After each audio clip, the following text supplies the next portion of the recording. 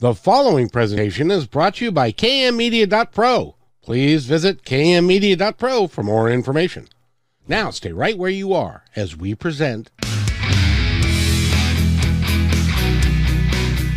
Welcome to Positive Talk Radio, evolving ideas, one conversation at a time. Great guests, dynamic stories and interviews, plus new thoughts on a wide range of topics and concepts. I hope that you'll hang with me, Kevin McDonald, my friends, and of course, you. As together we work to understand why we are all here and what we can do to make our world a better place for all of us. To be happy, be kind, and live in peace together. Yep, that's Positive Talk Radio.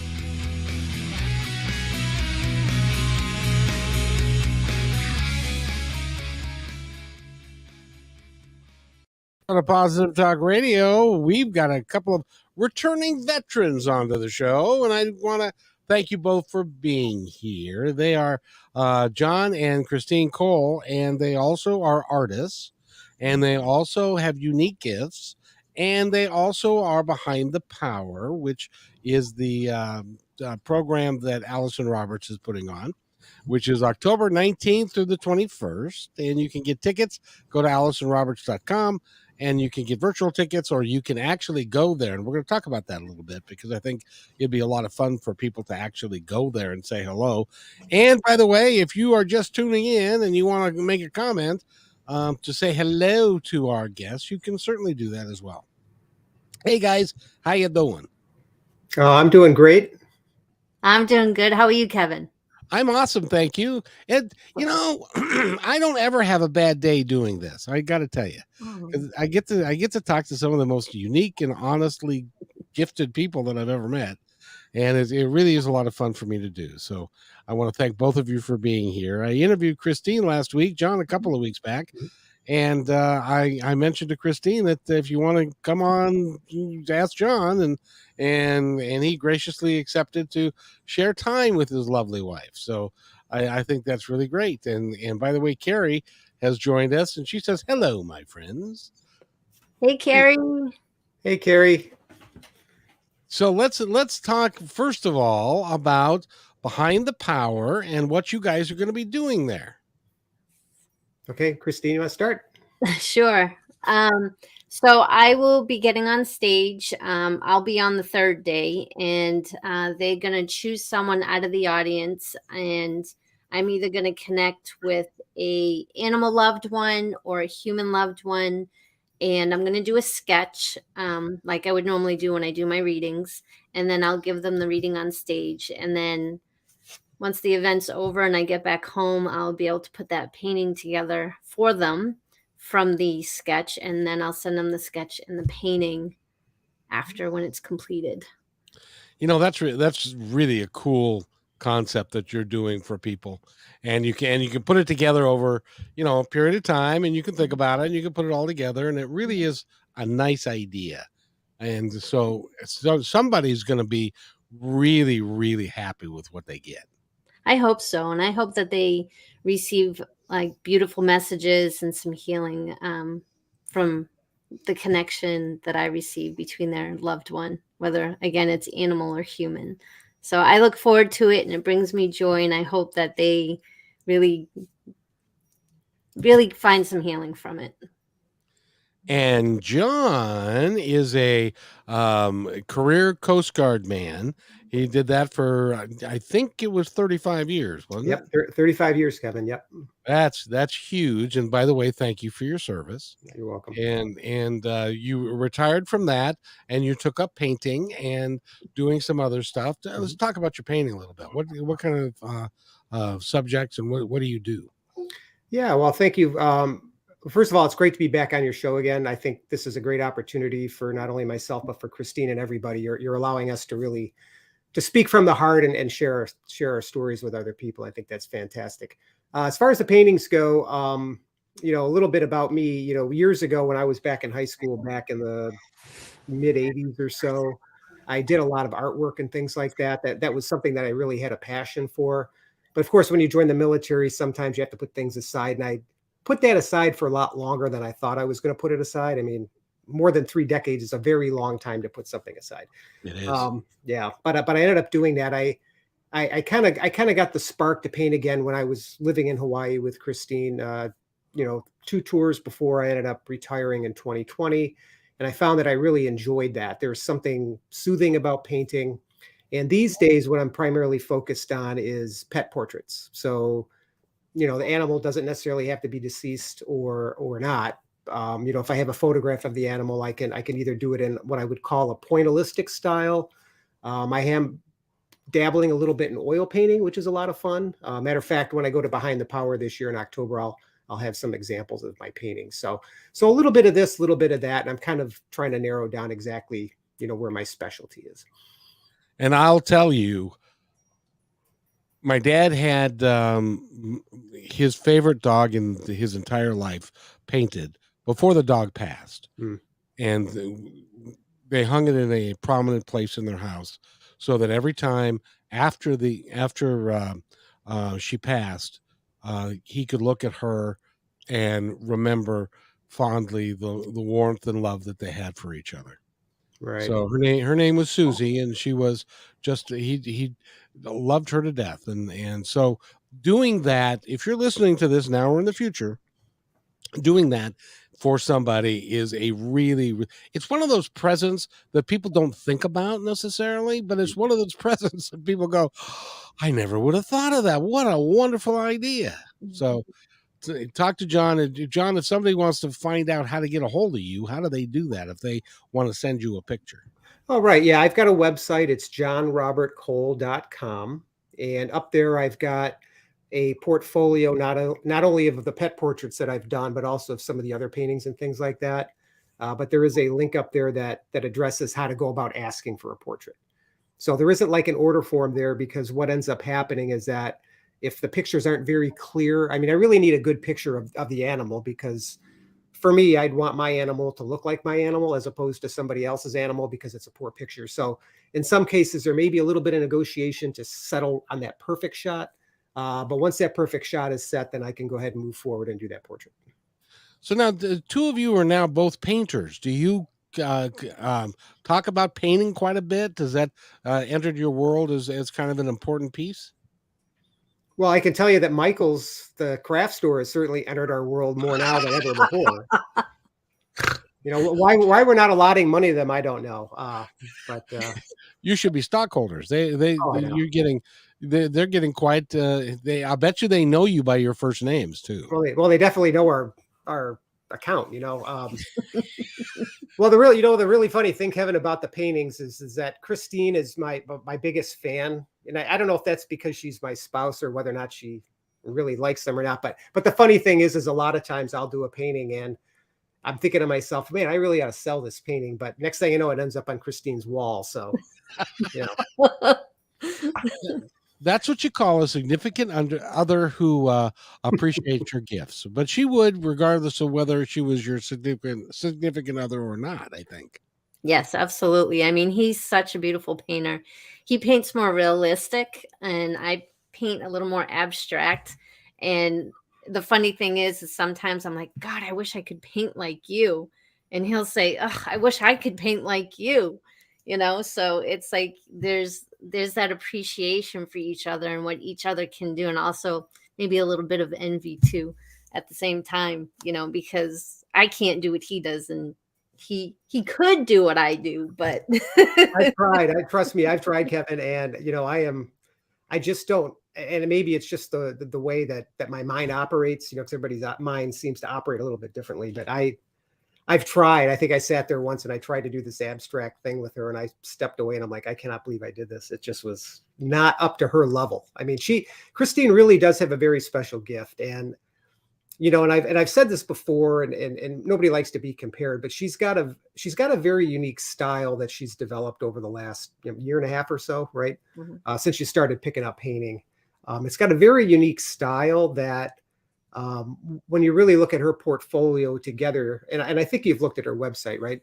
Oh, yes. Yeah, she's got when you really look at the pictures as a total set, there's certain characteristics about them that really do make them very unique. And I find that totally fascinating because, first of all, not everybody can paint. and then second of all, when you do start to put together something like that and you see these certain characteristics, you're like, this person really is a painter. So hopefully she understands that and recognizes that in herself, and she really can grab onto that and keep moving forward. When I was a kid, I got one of those paint by numbers kits, and people looked at it and said, "What is that?"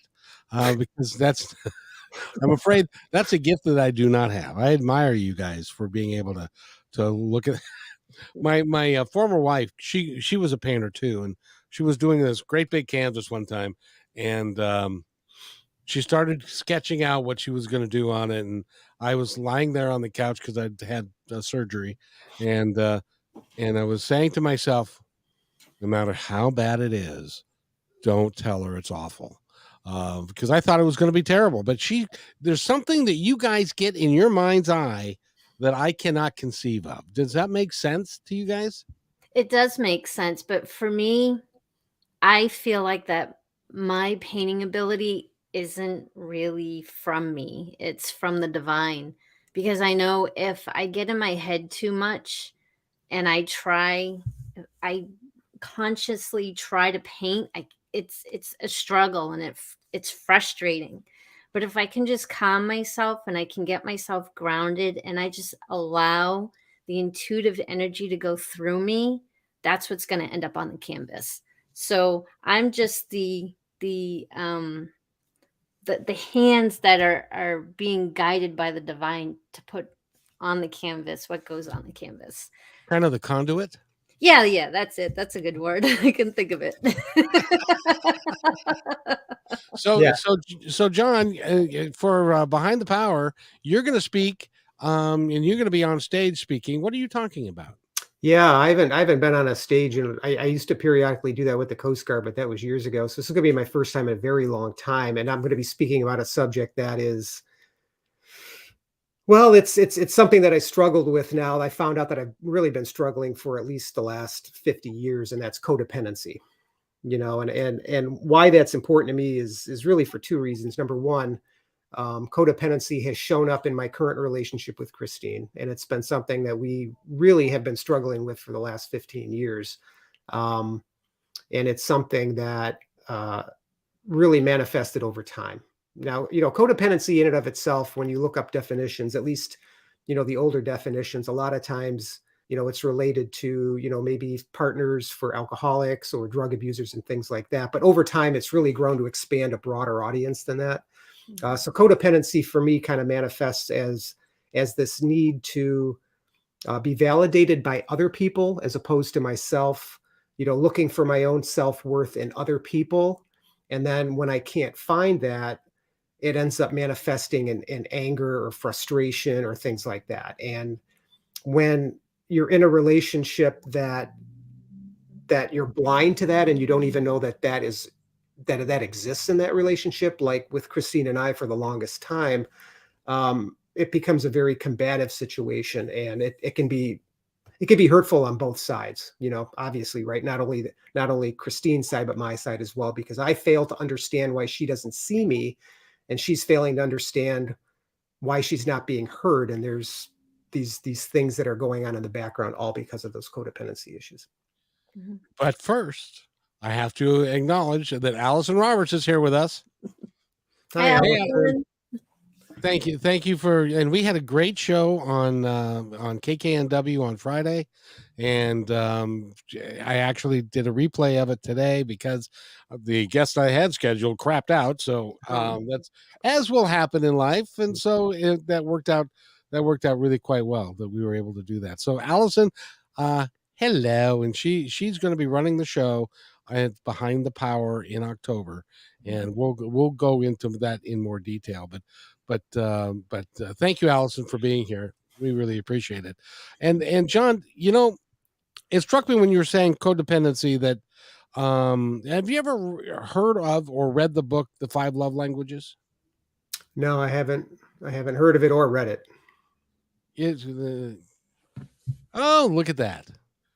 We sold more pivots to power. Is that right? Painless pivots to power. Yeah. I knew I was missing a word in there. So that's awesome. So congratulations. And at least I know somebody's listening somewhere. That's pretty pretty good. Um but codependency is, I think a lot of people have it and have no idea, and have gone through their whole life without ever having any idea, unless you have somebody like an Allyson Roberts who can kind of point it out to you. You go through life just assuming that that's just the way it is. Yep, that's exactly, and that's really what I've discovered thanks to Allyson, and really thanks to Christine as well, because I think, you know, you know, I think the key thing when it comes to that sort of definition, or I want to call it a diagnosis, because it's not really a diagnosis. It's more of a, geez, I don't even know what word I would use for that. It's more of an underlying mindset, right? It's a mindset that you feel that you need to do certain things to feel worthy, right? Yeah, you almost need somebody to kind of, number one, get to know who you are first, get to know about your history, get to understand the dynamics in your past, because codependency just doesn't spring out of nowhere, right? No. It comes from something. And dollars for donuts, it's going to come from childhood trauma. Now, for me, I didn't grow up in what I consider an abusive relationship. You know, my parents got along as far as I know. I mean, I never saw them fight, never saw them argue. But there were underlying things that did affect and were traumatic to me. You know, and those are some of the things I'm going to discuss during my speech on stage, and hopefully meet with some people afterwards so that we can have a conversation as well. But if you don't recognize that, if you don't have somebody that's willing to listen to you, to understand you, to have the compassion to really go with you on your journey as you're trying to discover yourself, you won't see it. And if you don't see it, then you can't help heal it. And when it finally clicked, it was like I was ready to start looking at my childhood, to start healing that, so that I can start making changes, not only for myself, but also for my relationship with Christine. And you met Allyson 2 years ago, is that right? I think it was about 2 years ago. Yeah. Through a Painless Pivots to Power online webinar. Yeah. Yeah, and by the way, that's this week, as a matter of fact. It starts on Wednesday. So if you're listening to this now, you can go to AllysonRoberts.com and you can sign up for it. It's a whole $27, so it's not going to break the bank, and it'll be really good for you if you do that. So you've got a couple of days. She does this periodically, like once a quarter, I believe. And so she'll probably do another one in like November or maybe September. I don't know. Maybe if she's still with us, she can tell us when the next one is, but that somebody can sign up for. But it's a great program, and it's a great introduction to what it is that she does. Nope. She says I wasn't prepared to be interviewed, apparently. Oh no, this is the last one of the year. So if you want to get into this one, I suggest you go in the next couple of days to AllysonRoberts.com, because she's going to be busy for the rest of the year, or so it would seem. And but so you discovered this, John, a couple of years ago. Has that had that knowledge that you have now about it?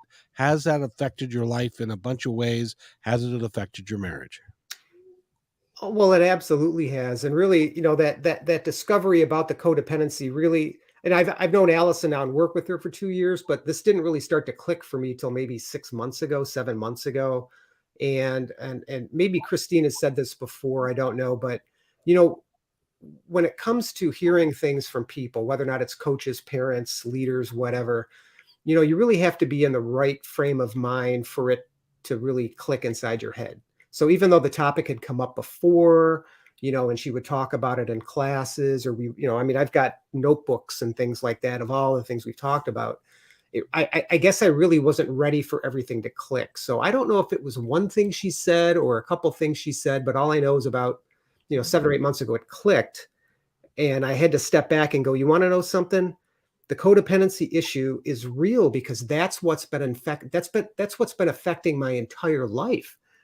All the decisions I made, the whole reason I joined the Coast Guard, the whole reason, you know, I've been divorced, the whole reason that I'm having issues now with with Christine, of course, this was, 8 or 9 months ago, was all because of this codependent behavior, and it has gotten better. I mean, it's not solved, but by being willing to look at it, by being willing to look at, the childhood trauma and talk to my inner child, right? Which is something that, most of us aren't going to sit there and do. That's just not something we do. And I talked a little bit about this the last time we spoke, but that's a really important piece, because it's the inner child that needs to be healed, because the inner child really is what's affecting you now. And if you don't heal that, then you're not going to make any changes now. Mm-hmm. So, but it has been a very positive experience. And I think Christine and I are getting along a lot better now. We're respecting each other's boundaries better now. We're not as afraid to be independent. I mean, she's painting and running her own thing now. She was never doing that before. So, and I don't feel jealous about it. I'm not, getting up in her business about it. Now, I might have 10 years ago, but I am by no means doing that now. And that's because I'm understanding her more as an individual, as part of a relationship, as opposed to being my wife, which, by the way, is a very horrible description, because that implies ownership. It does indeed. It does indeed. And these days you can get slapped for that. Tell me but but it is different. And I would just like you to talk to people that are listening now or in the future about some of the symptoms that they had that was codependency that they might not recognize. And if they can then recognize it from what your description is, they can go get help. Okay. Well, and Christine, if you can chime in as well, because I know that you're very familiar with this, since we've talked about this and gone through this. But speaking on behalf of myself, I think one of the biggest earmarks that really told me that I had these codependent behaviors was this fear of doing anything without Christine. Mm-hmm. Where it would be very restrictive for me, and I would ask for permission to do things, knowing that I didn't necessarily need permission, but I felt this internal sense of obligation that I had to ask permission. So this included things like spending money. Now, I'm not talking big money here, Kevin. I'm not talking about going out and dropping, $40,000 on a vehicle. I'm talking about, well, hey, Christine, is it okay if I go out and I buy this water? Really little things like that. And it wasn't because there's any kind of cruelty involved, like she was forcing me. This is something that I just did, and that was something that got tedious, I would think, Christine, right? Me asking these things all the time. Yeah, I mean, it's like, you're an adult, if you want to go buy something, go buy something. You don't have to ask my permission. Like, I'm not your mother, that kind of thing. And right, but it's a behavior that when you say yes, I feel like you're recognizing me and you see what I'm doing, even though it's just this really small thing, and it's a behavior that I would continually do, and then of course the anger thing and control is part of it too. And the reason that I think codependents feel that they need to control situations isn't necessarily because they want dominance. It's because if they control the situation, then the outcome is more likely to be in their favor, and then it makes them feel good.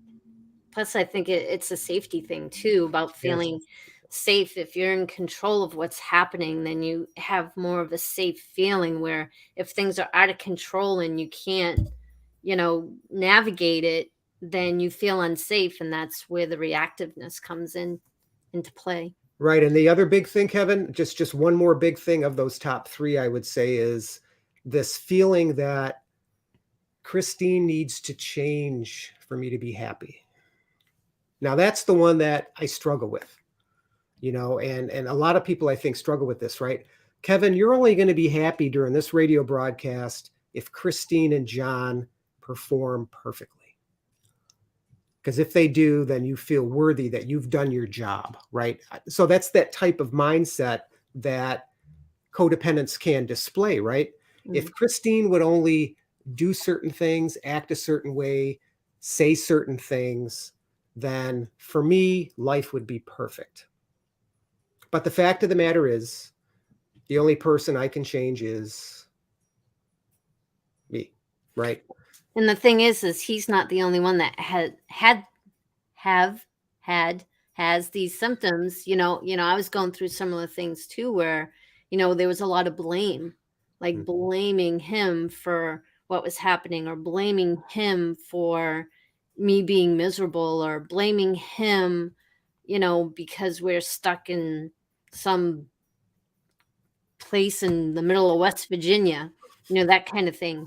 And it was really about I like West Virginia. I'm just saying. I hate to say this, guys, but you are describing almost every marriage that I know.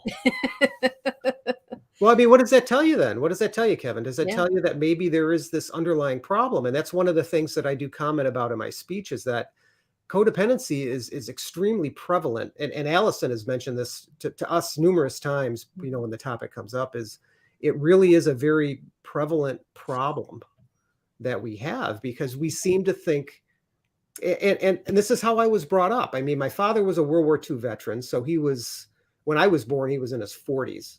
My mother was born in the 30s. So she had probably her formative years in her teens, 40s, 40s, 50s, early 50s, right? So completely different mindset than today. Right. So I grew up with that. I hate to use the cliche, leave it to beaver mentality, but that's kind of what I had when I left the home. So I think folks of my particular generation, and that would include Christine, because she was born, during this period as well, tend to think that marriages need to be this certain way. And the fact is they're not. That's a story that we made up based on what our parents told us and what we saw on television. Yeah, Go ahead. I was going to say, that's all we know is what we learned from our parents, and what they knew is what they learned from their parents. And that's what we talked about last time. It's a generational thing, and it's not until you come to this awareness that you're not liking the way your life is going, or you're not liking, who you are as a person, that you go in search of something better, or a better way of being, and really in search of who you really are.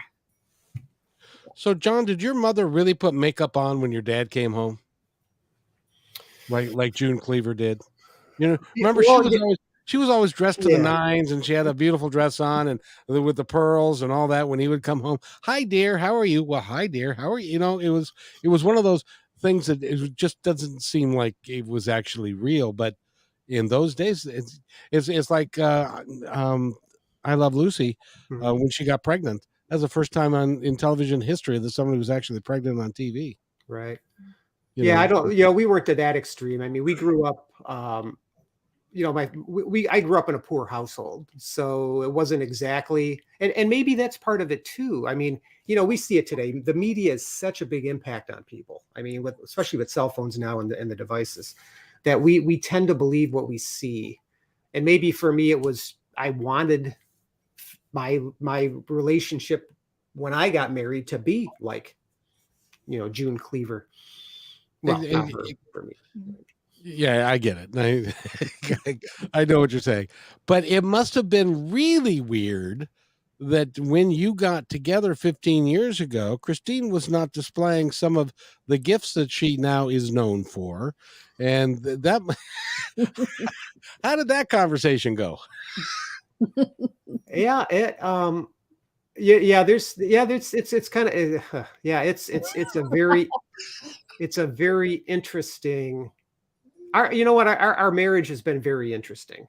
You know what I mean? It started off, well, I don't want to go down this rabbit hole, but it started off one way and it's morphing into something different. And I think that's a good thing.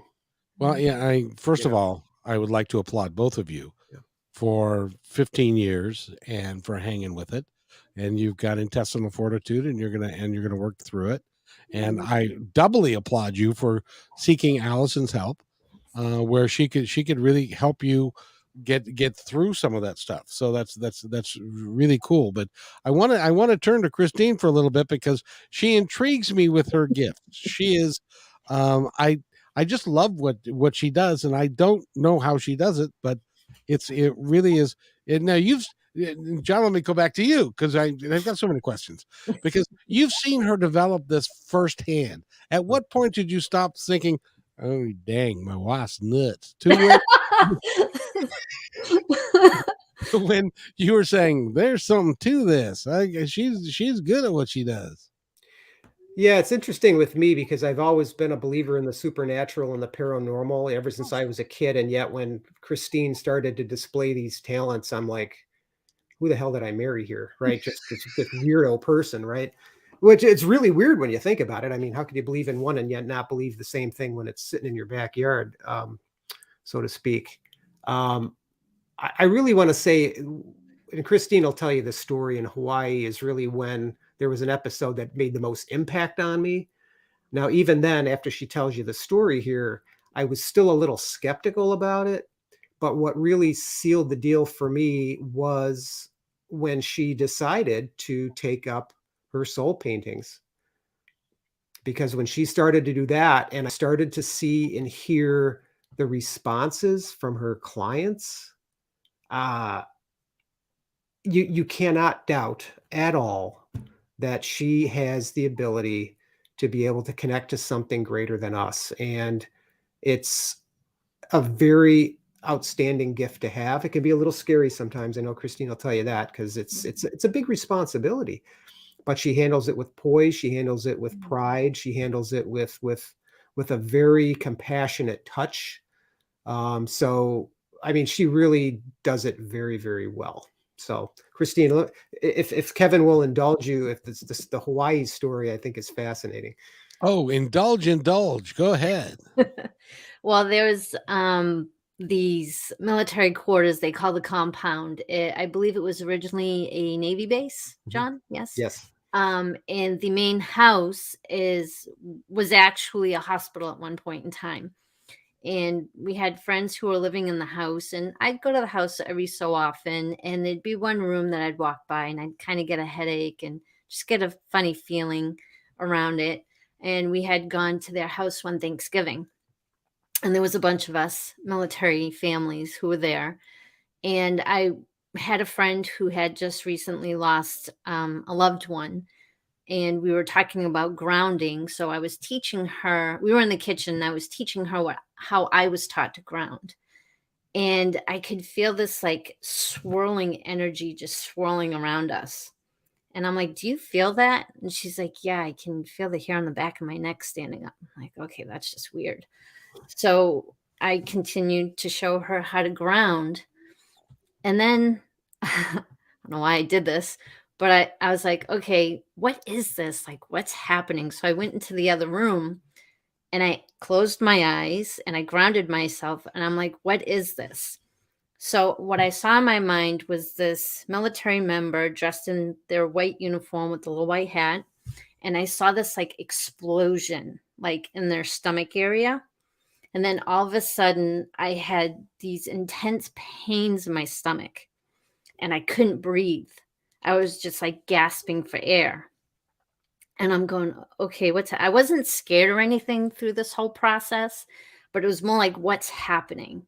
So it was getting worse. Like I couldn't breathe, like my hands were turning white and my whole body started to shake and shiver.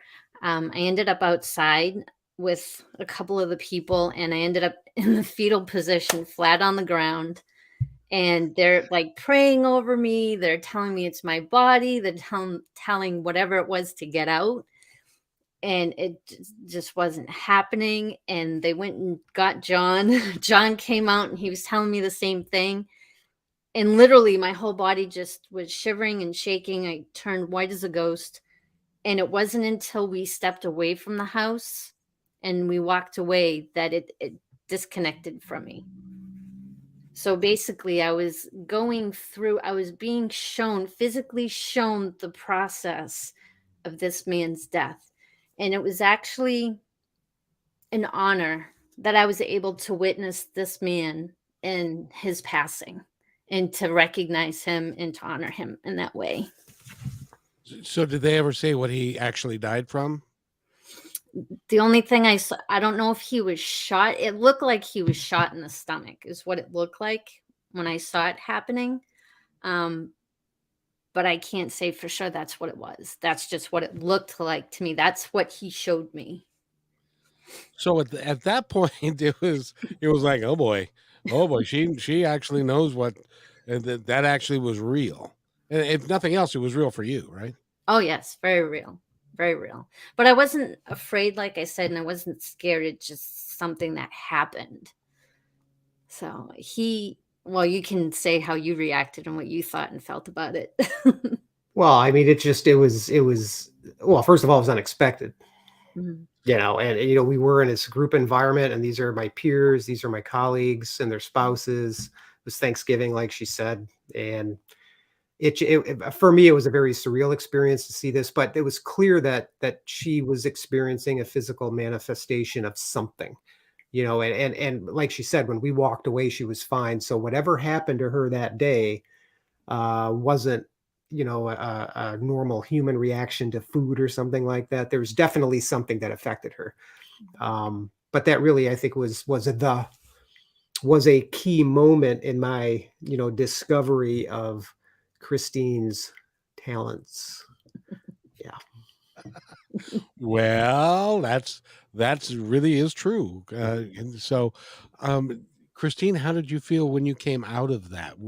I know you said that you were honored that he showed himself that way Mhm. to you, but there wasn't anything like, oh damn, what was that?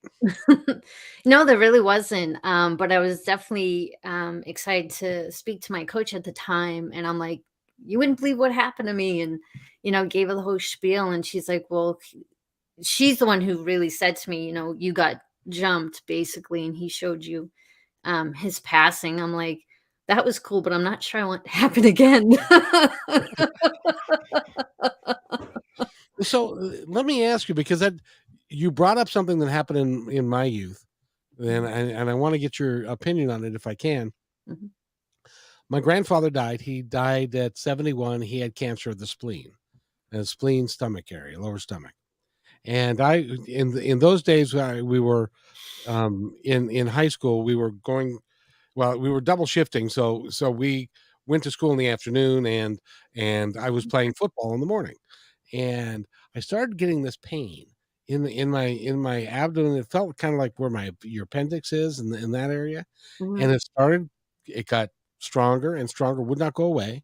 It just stayed there and stayed there, and of course that was the day of the funeral. So my mother picked me up from um, the football practice, and I was having this pain. Didn't mention anything to her because I was thinking to myself, "Gosh, this is getting worse. If my appendix is gone bad, and this is the day of the funeral, I need to go to the funeral.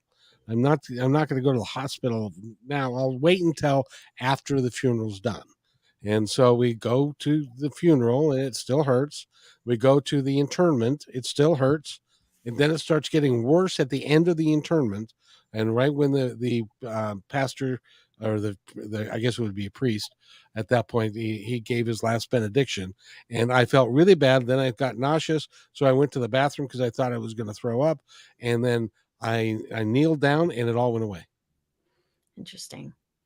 Right after that, it was like, now that was weird, because that was, like, so it was almost to me like he was telling me that he was there and he was showing me that the kind of pain that he was in. Yeah, I don't that's know. very possible. And the other thing is yeah, if you're sensitive and you're open to it, that's absolutely possible. And even with our own emotions and what we experience through someone's passing, that energy can definitely stay within our tissue, our muscle tissue, our fascia. Um, and it just can sit there and it can actually create discomfort until you release that. And I say that because when I was a massage therapist, I would have people on the table and I could feel where they had stored all of their stress and their tension in their body. And it would actually, as soon as I would touch them, it would go through my body. And as soon as I released that muscle, it would disappear. If that That's makes interesting. Yeah. So how long were you a massage therapist for? I became a massage therapist in 2010. I worked in West Virginia until 2011 when we moved to Hawaii. I got licensed in Hawaii and worked doing massage for about a year. And then because of being an empath, it became overwhelming because there was some really intense, strong energy, and it was really affecting me physically. And it was prior to meeting my coach at the time. So I stopped until I was going through her classes and stuff, but I never really picked it up again after that.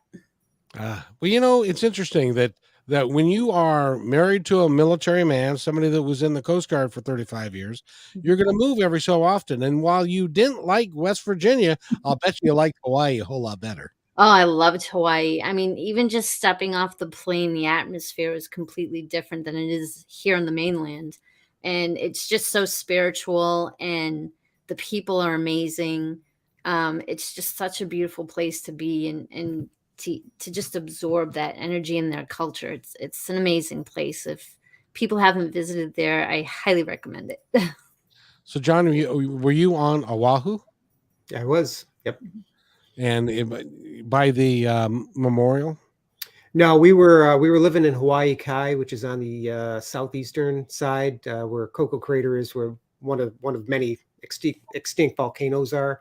So Pearl Harbor, where the Arizona is, that was about everything in Hawaii is close. So that was only about I don't know, maybe 30 minutes from where we were living. Yeah, if that. Yeah. Going to that memorial is something. Right. And stuff. So, but anyway, so let's get back to you guys. It's I think it's wonderful that you are going down this journey together. Have you discussed that, whether or not it's kind of like a journey that you're on, and you're in self-discovery even after 15 years of marriage? It's well, yeah. I mean, I'm finding things out about myself I didn't know, and I'm also trying my hardest to, heal those past traumas so that I don't keep perpetuating the same behaviors.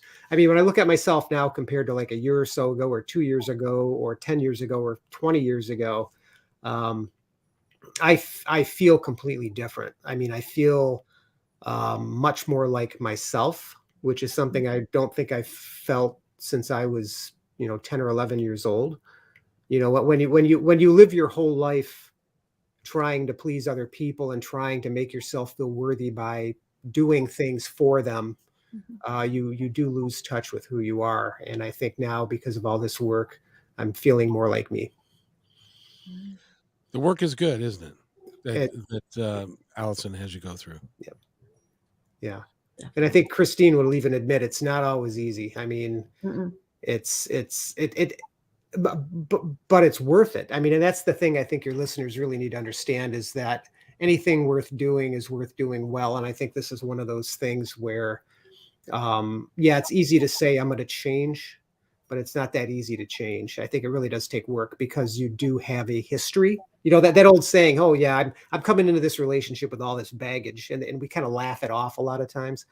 But the fact is, you come in with a lot of baggage, and unless you take care of that baggage, if anybody ever says that to you, Kevin, you go out on a date, they say, something, Kevin, I got all this baggage, don't worry about it. If I were you, I'd be a little bit worried about it if they even say that. So No, when you get to be, I'm a little bit older than you are, young man, and when you get to be my age, everybody's got baggage, and unfortunately, mine comes with grandkids and great grandkids at this point. it's all solvable, though. You just have to really put in that effort and focus on yourself. And it's not an all about me thing. It's really it isn't. The work you do is very individual in nature, because you're self-examining. However, because we work in group environments, because we work on one-on-one with Allyson, and I'm fortunate enough to have Christine to bounce things off, and we communicate a lot more now than we've ever done. I think that conversation, being able to be vulnerable, open, and recognize your imperfections, for example, really goes a long way to changing your mind about yourself. And that's really where it's all at. Oh, I couldn't agree more. But there are people like me that I probably have issues. Well, I know, Allison's already pointed out one that on the air. By the way, she's not shy that one. Nope. And she said, if you want to talk about it more, we can do that, and so we might. But it's one of those things where I think all of us grow up, and we'd like to think that our upbringing didn't have a negative impact on what happened after that, but I think it does. And if you bury it, and my former wife's family, as an example, they had a family. It was almost like their job, where they would ignore stuff. If they got into a fight on Wednesday, by Thursday morning, everybody forgot that it actually had happened, or they covered it up. But over time, it became very, very destructive to the family, because they didn't care for each other anymore. And a matter of fact, one of them committed suicide later on, because the family was so dysfunctional, they couldn't even talk about how dysfunctional they were. Wow, that's sad. It is, but in those days, thank God times are different, because in those days, uh, their son had a cocaine addiction, so that he was in treatment for cocaine addiction, and the psychologist wanted to get mom and dad and him in the same room, because when they weren't, he was telling them all sorts of things that mom and dad did or did not do in his mind, but mom wouldn't go. She wouldn't go to the psychologist because she didn't think it's not my fault. And that's how they used to think. I'm glad people are getting a little bit. And John, I'm glad you're going to be on stage talking about this, because you're going to be talking about things that people are going to look at and go, oh, that sounds awful familiar. While you were talking, I had several that was like, gee whiz, that was awful familiar. Well, I think you're going to find that with all the speakers this year, and actually the same last year when they were up there. I think what we're all bringing to the table is that honesty, right? We've done the self examinations. We're all on our various stages of progression as we get through this life that we're currently blessed with. But I think everybody is going to bring a different aspect that I think we all can identify with. I know that Carrie's speech and Michelle's speech and Anna and everybody else at Christie's, everybody that you've had on the show, they're all bringing something different, and everything that they're going to speak about to some level affects me. It would affect you, Christine, and that's really the beauty of the whole program and behind the power, I think. I agree, and it's a great program that I think more people need to go to. So if you want to find out more about it, go to AllysonRoberts.com, and it's Behind the Power. And there's also the PPP. What? Painless Pivots to Power. Dang it, I keep forgetting painless part. Maybe I need to work with that. Painless Pivots to Power. That starts in 2 days, and you can go to her website. And it's $27. It's a 3-day seminar, and it's just an hour investment each day. So it's not like an all-day thing, but it gets you an idea what it's like to work with somebody who is very gifted at what she does, and she doesn't accept no for an answer very often. You guys are laughing, but she said that on the show on Friday. She said, "I'm just a natural butt kicker." Yes, he is. Yeah. It's really funny when I actually Christine's the same way, and this is another thing I'm learning over time. The same way. Yeah, it's right. It's really funny because I'll listen to people, and I'll listen to people and I won't hear them, and I'm always going to want to do my own thing, and then I do my own thing, and then people wonder, why did you do that? Because it turned out to be a disaster. It's because I'm not listening to people. I've got this. It's again, it goes back into the codependency and this control thing, right? But it's really funny because as you're talking, I'm thinking about the conversations I've had with Allyson and with Christine, where I'm starting off with this very pointed, this is the way that I'm thinking, and this has got to be the right way. And then by the end of the conversation, I'm completely the other way around, because what they're saying makes sense. And the big thing is listening, right? It's the listening piece. That's the biggest thing that in my humble opinion, in my professional career and stuff, people have trouble listening. Yeah. And there's a reason that somebody once said, God gave you 2 ears and one mouth for a reason. So that because when I was in sales, I used to complain to my sales guys that they were not listening to the customer. They were trying to formulate their next argument while the customer was talking rather than listening to what the customer said, which might have avoided the whole thing. And we do that in our marriages. We do that, with our kids. We do that listening is an art form that is not practiced very well. Mm-mm. And I think that's something that we've both evolved in, is that listening piece, and just being able to even repeat back what the person is saying so that you're understanding clearly, and that they feel heard, and that's really big, is to feel heard and to be seen by the other person, because that in itself is validating, that they're seeing you and that they're hearing you and that they're respecting what you're saying and how you're feeling, and not taking what you're saying personally. I think that's something that we've both worked on as well. And to understand that my triggers and my reactions have nothing to do with him. They have everything to do with me and my past and my filters and all of that. So if I fly off the handle, or, I start crying for whatever reason, I think he's able to handle that better now, understanding that it has nothing to do with him and it has everything to do with me. And just hearing me when I say, I just need a hug. I don't need a device. I just need a hug. And he's gotten so much better at that. And he's made such tremendous progress over these past 2 years. It's amazing. See, isn't that nice? That's we, somebody, who was it that said that repeating back to somebody what you just heard is a great way of both validating them and also determining that you are listening to what they were saying, or that they were saying what. So rather than get upset about it, you say, this is what I think I heard you say. Mhm. Is this what you said? Is this what you meant to say?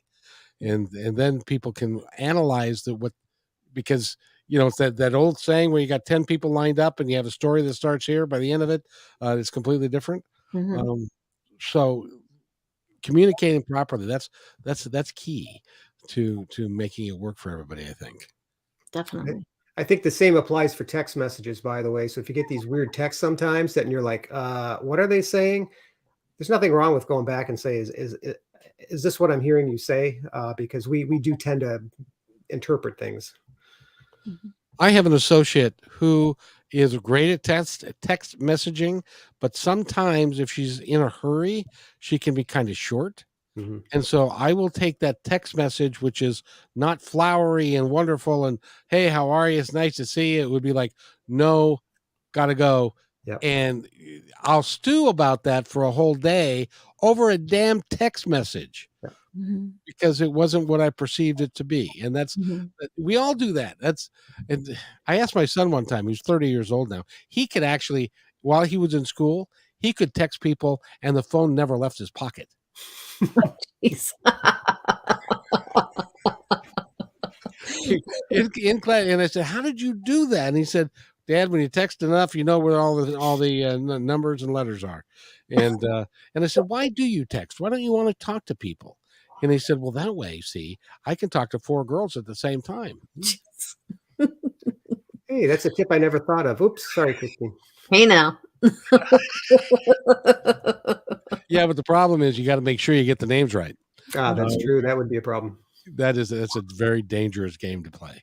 But we're going to have to wrap this up. But I would like each of you to give our listeners a reason why both Painless Pivots to Power, see, I said at that time, and Behind the Power would be great events for them to go to when they're offered in the future. Now, the one in October is for Behind the Power is still open. We're still taking reservations for it. and that is the 19th through the 21st of Mhm. October.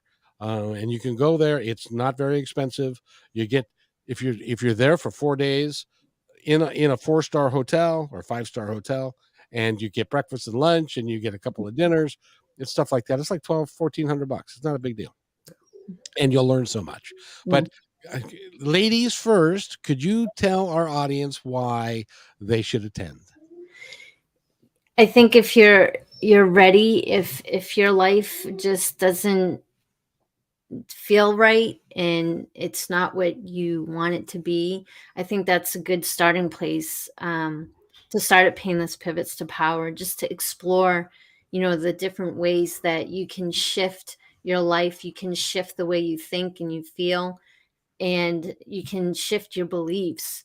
When you're ready and you're open to do that, there's the possibilities are endless. And coming to Behind the Power. So now I'm mixing the two up. Coming to Behind the Power. I have that effect on people.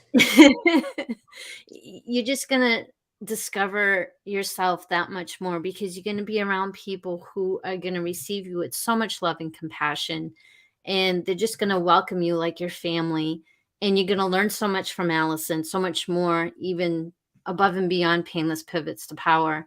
And you're going to get to meet all of us authors and just hear about our experiences and what we went through, to get where we are today. Now, it's a lifelong journey, the healing journey. And to start now is the best place to start. It's never too late. John? Well done, Christine. I like that answer.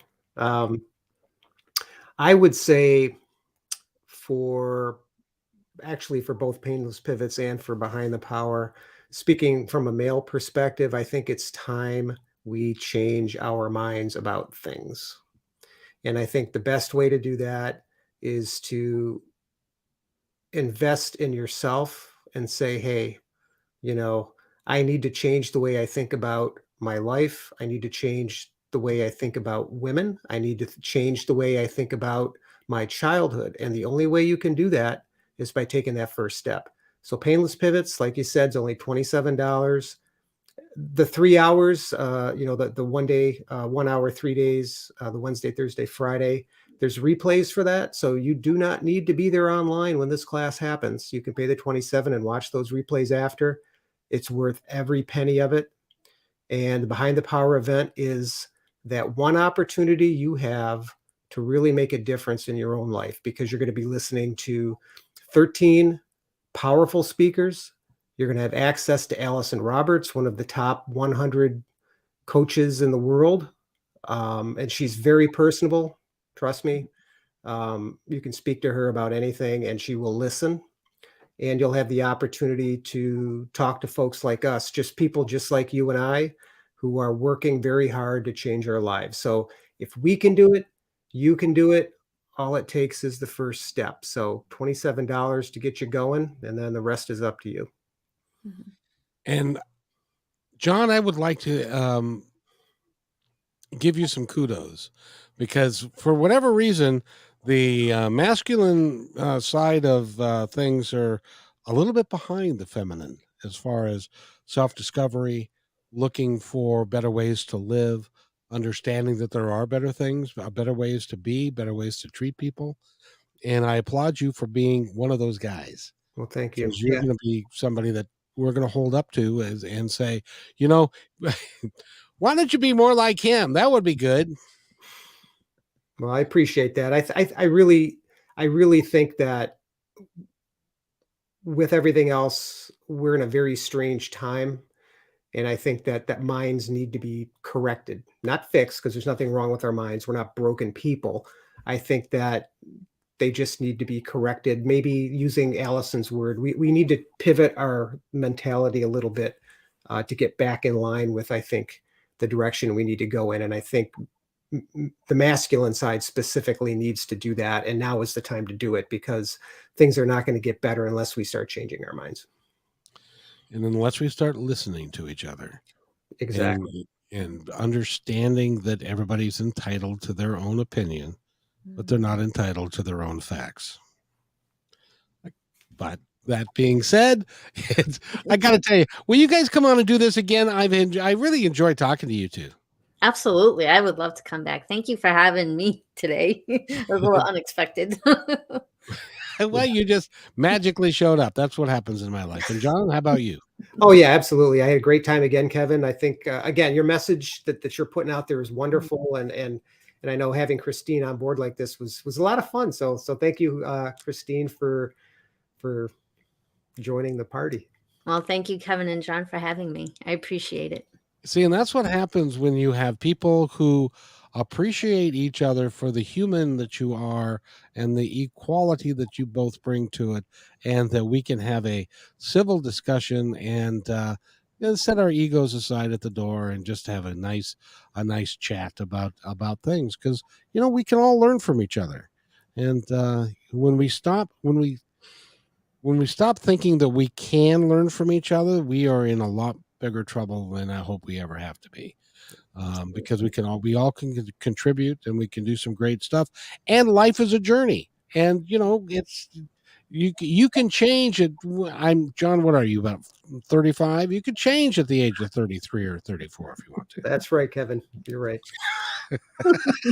I haven't done the math to how you did it. And I'm seriously, I mean, thank you very much for your service. He was in the Coast Guard for 35 years, and that's a big deal. Mm-hmm. It's a long stretch, but it was fun. Well, good. And did you catch any drug dealers? Oh, nope. That's the next show. Next show, I could tell you some sea stories, Kevin. How about that? I would love to hear some sea stories. That would be awesome. By the way, we've been talking to John and Christine Cole. Go to Behind the Pivots. Behind the Power in October, and she will, if you're lucky enough, she'll do a soul painting for you that you can take home and find out some things that you didn't know about yourself.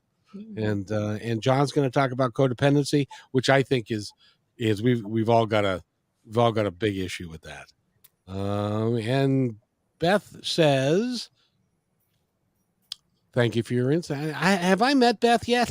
I can't remember. No, not yet. I think she's next week or the week after. Okay, well, you better prepare yourself, because I'm getting better at this. So thank you guys. It's been a real pleasure to have you. And anything either of you would like to add before we go? I like I said, I just want to thank Christine for being my partner in this, for working with me, and I want to thank everybody that watches this show. I think that we all, like you said, learn from each other, and the other episodes with the other guests that you have on are equally as important, because we're all in this life together. Yes. And I want to thank you, Kevin, for everything that you do for the world and for all of us, and bringing us on here and bringing us together, and just to remind everybody that they all have their own individual gifts, and that they can shine their light as bright as anybody else. And I hope they do. And please don't be discouraged by anybody, because you are all valuable. You are all loved. None of you are alone. And I love you all so very much. And I just wanted to say that, by the way, Beth is going to be on the show September 1st. So cool.